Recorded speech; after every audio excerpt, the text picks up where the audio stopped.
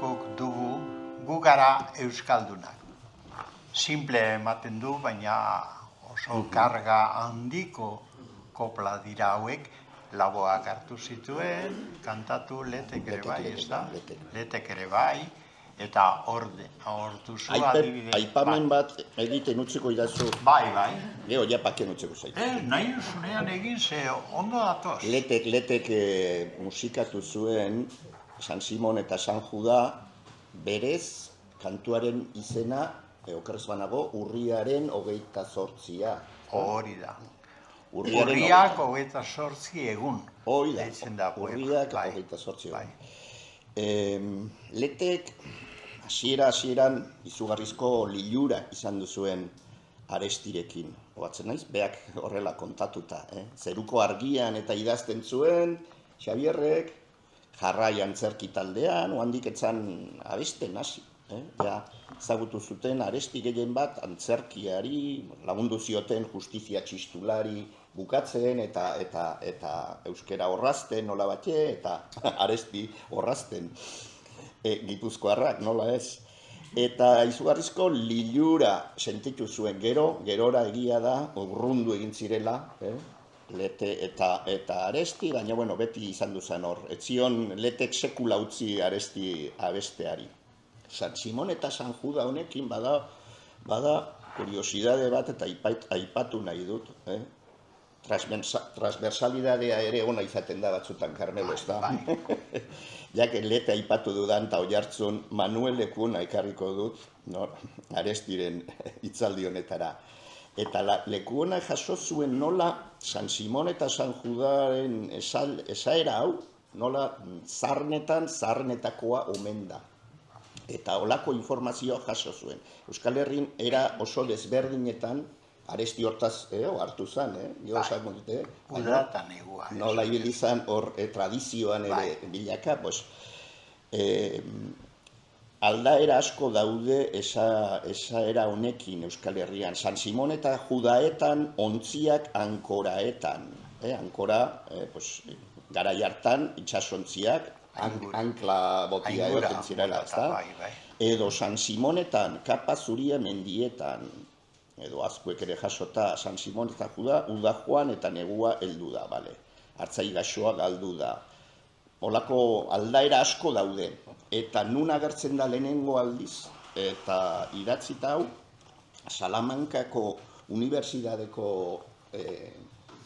ikasle batek, Tinciano izenekoa, Tinciano, zehar egin zuela refranero bat, erdarazko refranero bat, bildu zituela, esaldiak, eta esaldi hau jaso zuela pentsatuz portugesez ari zirela. Eta horrela zuen jasota, San Simon, San Juda, negel duda. Negu heldu da beharrian, negel duda, nadie duda pentsatuz, edo horrelako. Eta horrela dago jasoa 16. mendean publikatua dago refranero hori, eta lehenengo aldiz euskera publikatua. Hemen oandik ezer publikatu gabe zegoenean, Lekunak esaten du. 16. mendean agertzen dala ja.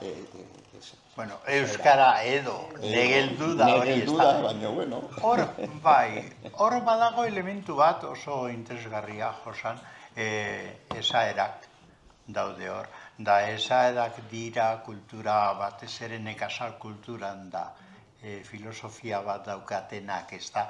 Arestik jakin zuen egia da horri heltzen, eta hemen dago horregatik markatu ditut lehen gorriz, urtaroak. Euskal Herrian 2 urtaro zegoen, uda eta negua. Konturatzen bazarete, udaberria, udara, udazkena, dara dira uda. Orduan, joan zen uda eta negua heldu da. Hori zen nekazarientzako egia santua. Hau da, uda egon da, joan da, eta orain negua dator. Ondorio guztiekin, ez da. Beraz, Arestik hori jasotzen du, oso ondo, Josanek azaldu duen filosofia horretatik. Eta baita ere, beste honetan, ez da. Berak egiten ditu koplak, eta hau Bizkaiko koplaren eredua da, hau bai laboa kantatu zuen, ez da? Egun da santima mina, benetan egun samina, goiko zeruak gorde dezala luzaro neure harima. Garai batean Bizkaian aldatu egiten zen, goiko zeruak gorde dezala Etxebarrietan harima. Ez dizuet orain kontatuko zergatik, ikertu zergatik. Esanen dizut egia, hau ez da usategia. Erroi artean izan intzaden, benetan ausartegia. Itxasaldean izarra, ari begiral izarra. Euskera salbo, ikusi arte ez dut kenduko bizarra. Kantatu zuen oilarrak, argitzen dira belarrak. Agera, ez da? Agera gure martireari moztu zizkaten bularrak. Bularrak moztu zizkaten eta Euskal Herriak diotza Solomo luze dultzarik gabe eman zaidazu bihotza. Eman zaidazu bihotza eta ken berriz nahi gabeak. Esan noiz garen izanen gure etorkizunen jabeak. Aresti saiatu zen hau argitaratzen harrita herrin, eta Madrilen zentzurak esan zuen, azken bi esaldi horiek ez dira batere egokiak. Hau da, esan noiz izango garen euskaldunok gure etorkizunen jabeak. Oraindik ere egin daiteken galdera da, ez da ikusten duzuenez. Bueno, baina Arestik beraz interes berezia dauka bere poema hauek, poema erreza, poema koplak, aprapoz eta doinu ezagunak dituzten kopla dira, Bizkaian kantatzen dira, Gipuzkoan ere bai, ezta? Eta orduan halakoak egiten. Eta gero noski batzutan beste poema sakonago eta garratzago batzuk ere egiten zituen, adibidez, azken euskaldunaren heriotza. Euskadi 2000. Hau Arestik aurkeztu zuen 1967 urtean Hernanin emandako hitzaldi famatu batean. Famatu guretzat famatua, ez da, osan, askotan komentatzen dugulako. Oso hitzaldi bikaina izan zen, osorik arkuitu genuen zorionez Aresti hilda 10-12 urtetara grabazioa eta testu ere bai, eta bere obratan sartu genuen, 86ko edizioan. Eta ideia honekin amaitzen da. Kantu moduko bat egiten du, Arestik, eta hola dio, 2000 urte eta gehiago dira Jesukristok zuela kreatu ludia. Ordutikan negarrez dager Euskadia, barnean daramala dolore handia. Zurekin mintzatzeko behar dut euskera, galdu zitzaigunetik arras galdu gera. Inork ez du aditzen neure mintzaera.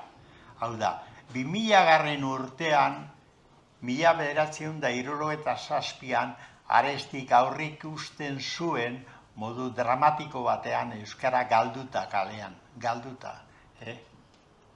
Eta amaitzen du hitzaldia parkatu, honeik baitira euskararen izen poetikoak, sufrikarioa eta heriotzea, besterik ez parkatu.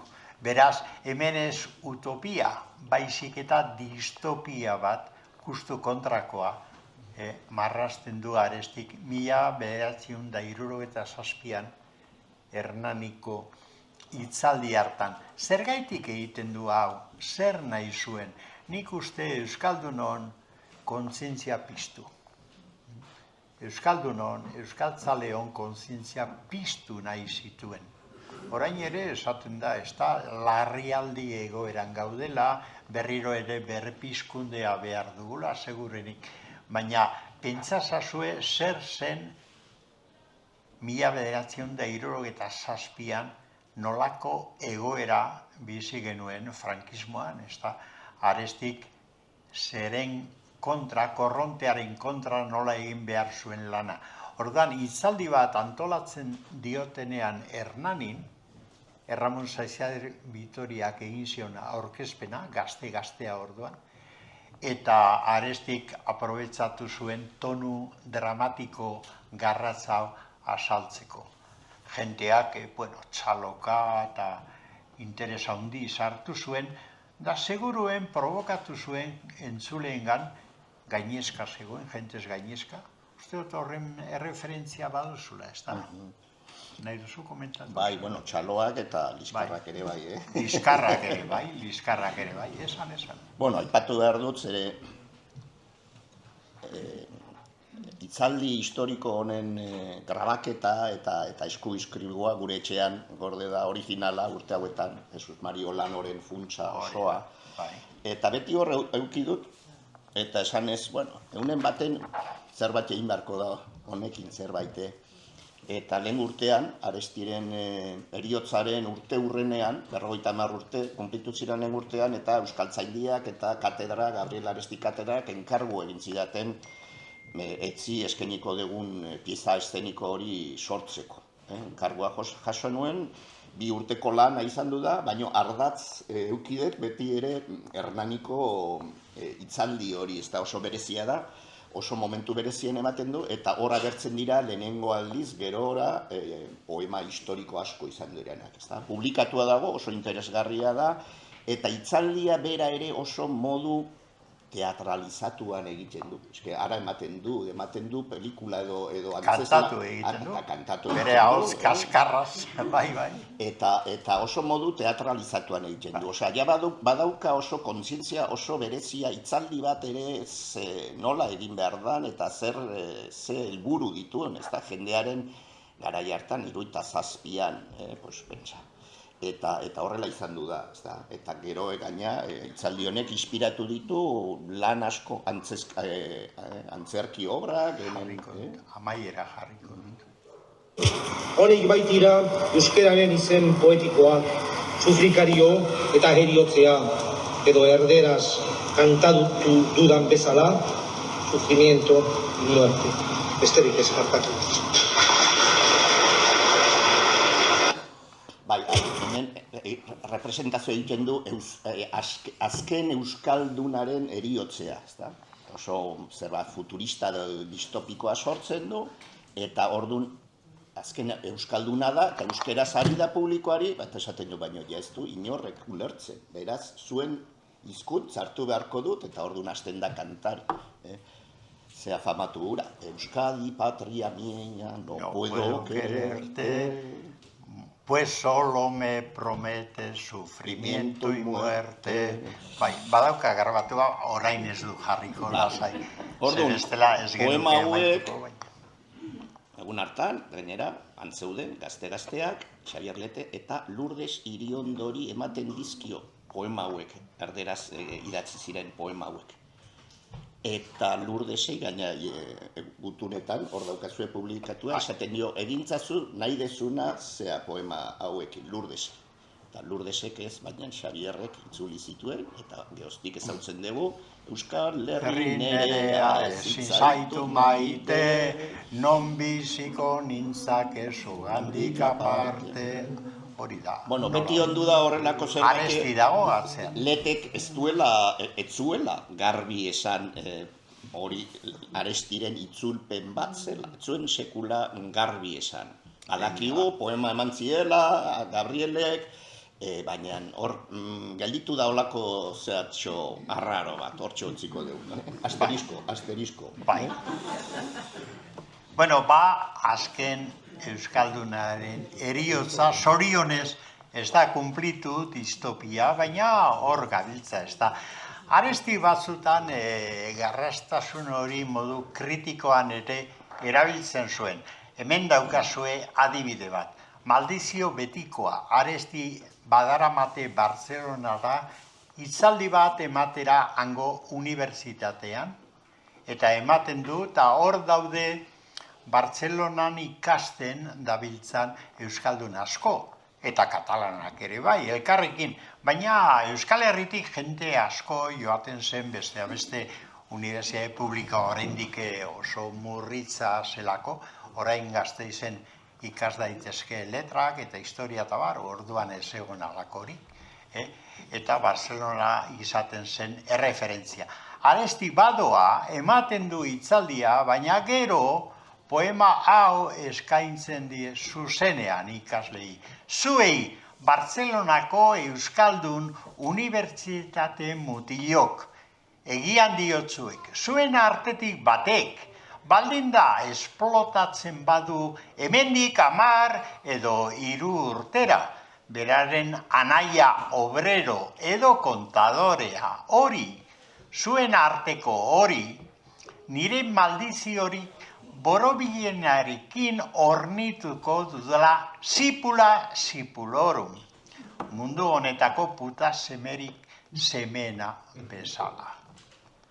Ordoa hori, Arestik horrela mintzatzen da, Aresti poema honetan zuzenean beraiek aurrean daudela. Eta sipula sipulorum harrapatu duzuen nondi datorren? Hori da, sekula, sekulorum euskaratua, sipula alakoak egiten zituen.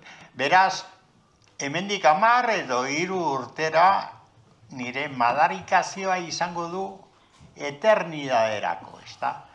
Hemen egunen batean Jurgi Oteizarekin Otzababana txakolin gorri Arrankudiagako edanen dugu eta orduan ura ere kenduko diate. Estatin inoiz munduan egon poeta bat ni bezain bakarra. Lehen Josane komentatu du Hernaniko hitzaldian txaloa bakarrik ez, istiluak ere izan zirela. Arestiek eta Oskorrik ere egundoko istiluak ezagutu zituzten hainbat herritan, hainbat tokitan, eta orain ez gara sartuko motivazioetan, baina oso garai istilutsua izan zen ura ere. Ezen erraza guretzat, eta bueno, nire adina batez ere daukazuen batzuk gogoratuko duzue, ezen erraza guztiok elkartzea frankismoaren kontra. Gure artean ere egundogoak sortzen zirelako, ezta. Nunbait Euskaldunen artean hori oinaz da Ganboa, Aide nagusiak, betidanik historian daukagun ezaugarri bat edo behar bada genealogian ez dakit. Daukagun ezaugarri bada eta hola izaten zen, ezta. Oteiza eta Arestiren artean horrela zen. Egundoko istilua zituzten, baina gero lagun handi bezala konsideratzen ziren beraien artean, ezta, tira. Holako, zea bat, aipatu dut leno Lourdes, justo egun hauetan aurkeztu ditugu 2 liburu, Lourdes Iriondoren ipuinak, umentzako ipuinak eta antzeslanak. Hor galduta gelditu ziren, eskatalagotata eta pixkanaka belaunaldi berriak eta ikustitugu unibertsitatean eta hurbiltzen direla Lourdesen figurara, emakumea izan da, pastorala egingo dute. Bide urratzailea, eta baina badira ikasle batzuk, inkluso tesia egin nahi eta materialik ez lan egiteko. Eta beharrezko ikusi dugu guzti hori publikatzea eta horrela egin dugu. Arestik beak, nola izendatu zuen, Joan Baez Euskalduna. Egia. Joan Baez Euskalduna izendatu zuen. Olako izkutitza idatzi zion, justo ikusteko Juan Carmelok esan duena. Bisita egin ziren Julen Lekuona eta Lourdesek Arestiri eta esaten ziren. Zuekin hemen gertatutako eguna gogoengarria izan zait.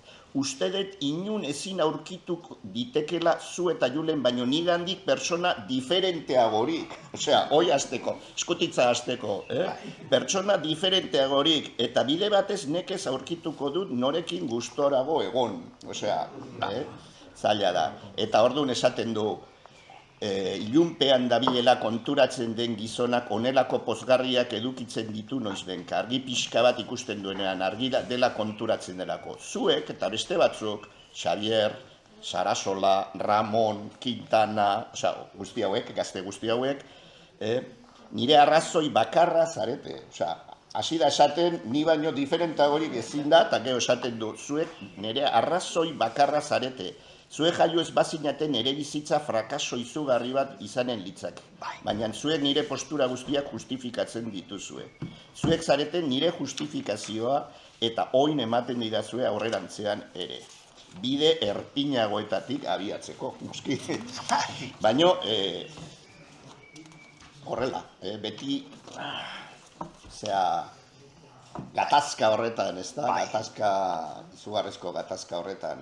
Bueno, Arestik zion ies egiten gatazkari, nik uste berak aprapos bilatu ere egiten zuela. Ze berak zeukan aurrera egitearen zentzu nahiko dialektikoa. Lehen aipatu dut euskara batua batetik, eta nolabait esan azularren maizutza egia da.